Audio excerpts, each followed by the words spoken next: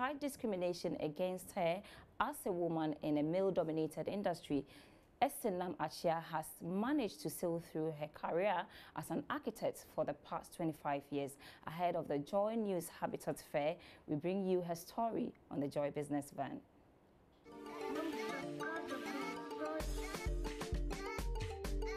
It all started for Esenam some 25 years ago when she walked into a private firm and landed her first job as an architect. Although Esenam says getting the job was a mistake, she has not regretted her journey so far. No, I was a science student and my mom's dream was I should be a doctor after my father. And for a while I tried towing the line, but I knew I didn't want to be a doctor, but I wasn't sure what else I wanted to be. So my venture into architecture was actually by mistake because I ended up applying for 3 courses in the university: economics, book industry, and then also architecture, because I was interested in all, and I got all. So I went to the faculty of KNUST, the architecture department, and I spoke to one professor, who's very respected in the field. And after speaking to him, I thought I would really be interested in architecture. And I must say I haven't regretted taking that as my profession. With hundreds of her designs in several parts of Accra and Kumasi, Esenam says she has followed her passion, ignoring all hindrances as a woman. There's a lot of discrimination, unfortunately. There are a lot of wonderful men in architecture. I was very fortunate to have wonderful classmates. We supported each other with assignments, giving each other ideas. Though it was a very family-oriented sort of training. But when you come out in the real world, you find out that it's something else. When you're a woman trying to show the best that you can be, you're not in competition with anyone, but there's always a threat because it's a male-dominated environment. And I've personally experienced very interesting... Can you share some of them? I'm curious. I think I would like to go there. But most of the architects in Ghana know what I've been through. It's been quite a very interesting experience. But I think all in all, I would want to encourage women architects that we should know our worth. God made everybody for a reason, and nobody has the right to tell you that you're not good enough for anything. It goes also for the men. With technology and the introduction of many applications to aid architects, Esenam says architecture has been made easier and fun. Yet they are not appreciated in our part of the world. No, I must say architecture is not worth it now because we are not recognized by our society as being very relevant. I think that it's also because we've not made ourselves known, made our profession known. For example, most people think that architects just wait, they design a building for you or they design something, just one thing. But they don't know that we are the people who actually work with the planners on the larger scope, and that therefore our services are indispensable.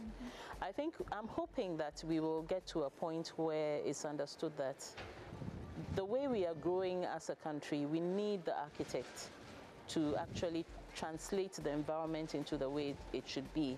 With many building designs readily available to be downloaded for free on the internet, why will I still need the services of an architect?